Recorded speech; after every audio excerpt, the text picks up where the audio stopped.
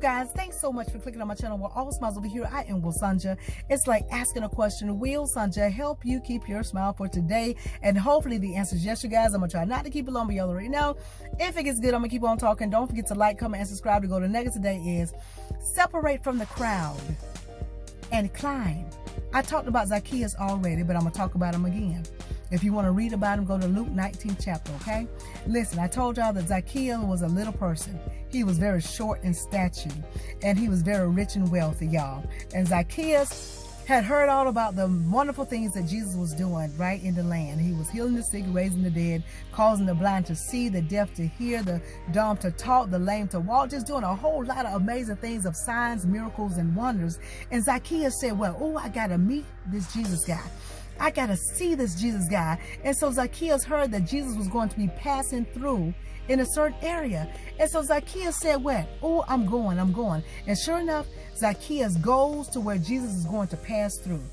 And when Zacchaeus got there, what happened? He noticed and recognized that he wasn't the only one that was saying that he wanted to see Jesus. It was multitudes and multitudes and multitudes of people there. Crowds of people. And there was Zacchaeus in the midst of the crowd. Now, I told y'all that Zacchaeus was a little man. He was very short in stature, which means what his sight wasn't that good as far as what he can see. Why? Because when people stood in front of him or around him, what he saw were their bellies and their waistlines because he was short. And so Zacchaeus was like, when Jesus get here, I'll just muscle my way through the crowd. But this is what happened. When Jesus began to pass through, what happened? The crowd began to get rowdy. They began to push and shove. And what began to happen to Zacchaeus? He began to get pushed and shoved to where he wanted to muscle his way through the crowd, y'all, but he couldn't do it because he was little.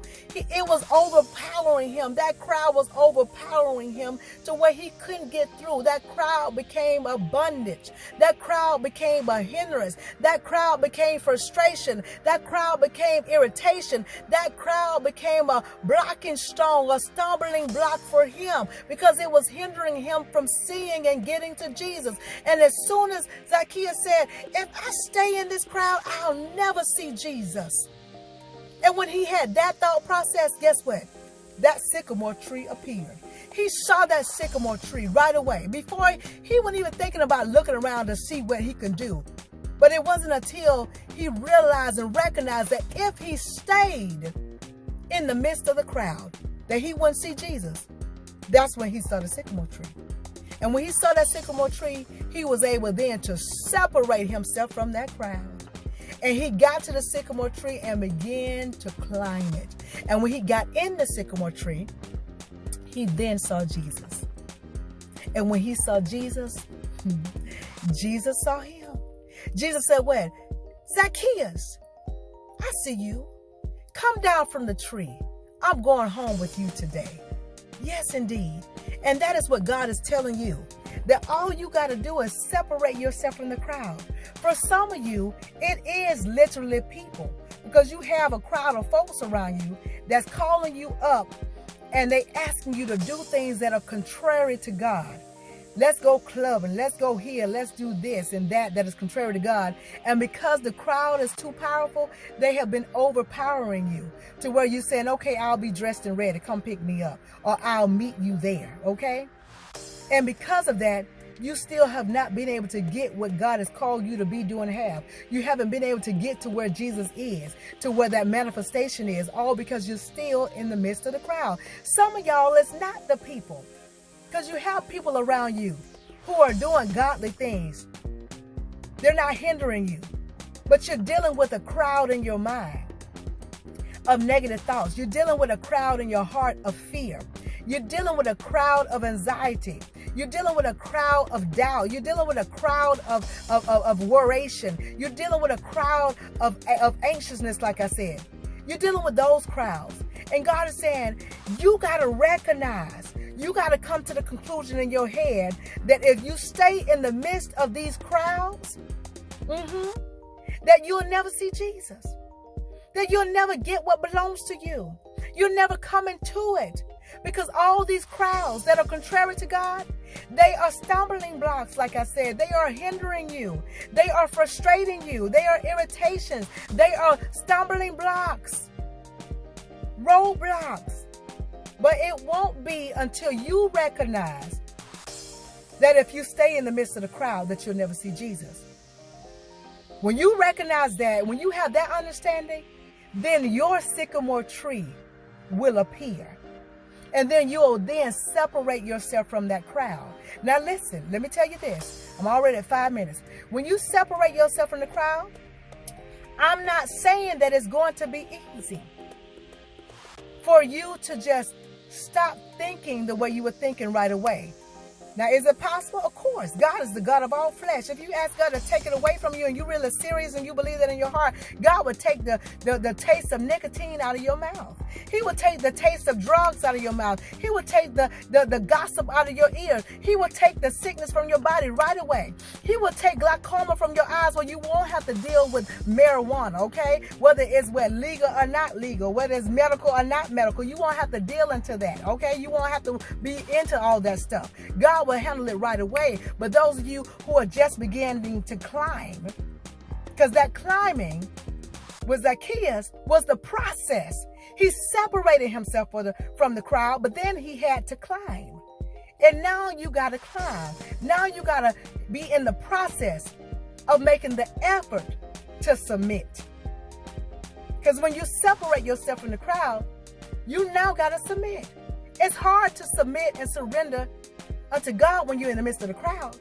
So when you separate yourself from the crowd, like I said, now you're able to do what? Submit. Start the submission process. And when God sees that you're making the effort to submit, which means what? You're making the effort to change your thoughts. You have a negative thought come to you, say, no, I'm not going to think that way. God said, okay, she's climbing. Okay, he's climbing.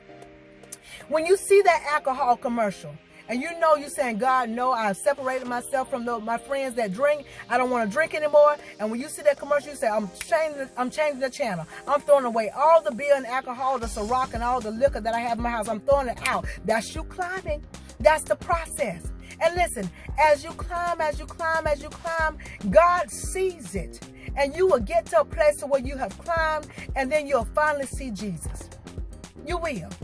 It doesn't tell us how high Zacchaeus had to climb. It just say he climbed. You may only have to make one step in the climb. You may only have to make 2 steps in the climb. Okay? But you first have to make the effort. And that's you in a submitting process. That's you submitting yourself to God. You're surrendering unto him. And when God notices that, he will then say, whatever your name is, say, hey, come down from the sycamore tree.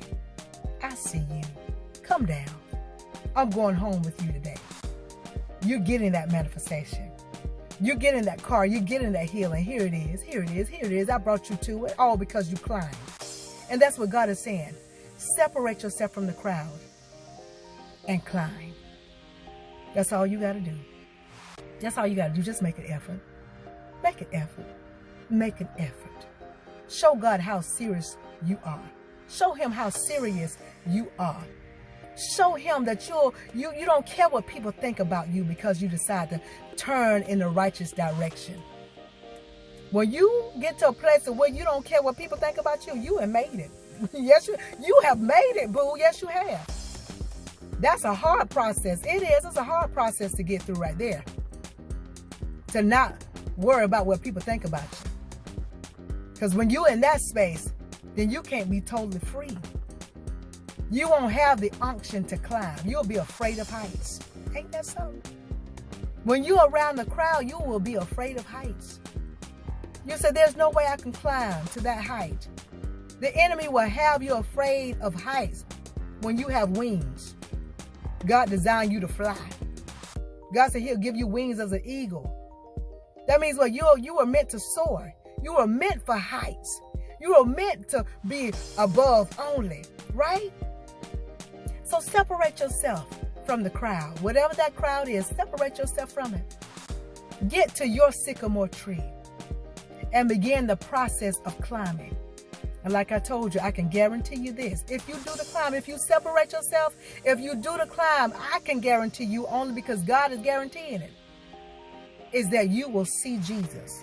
In other words, you will see freedom.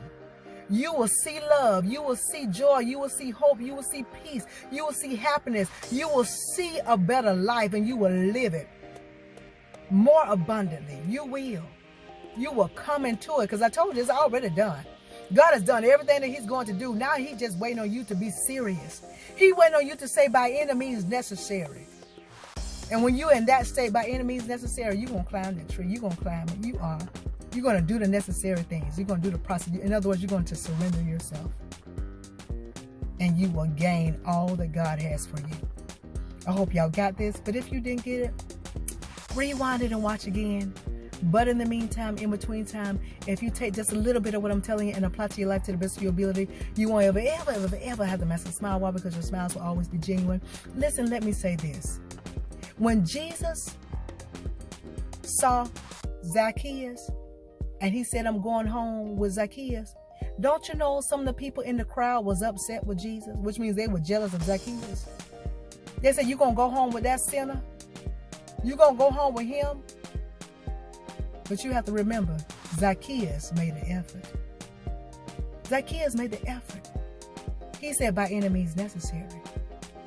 He said, I've got to see Jesus.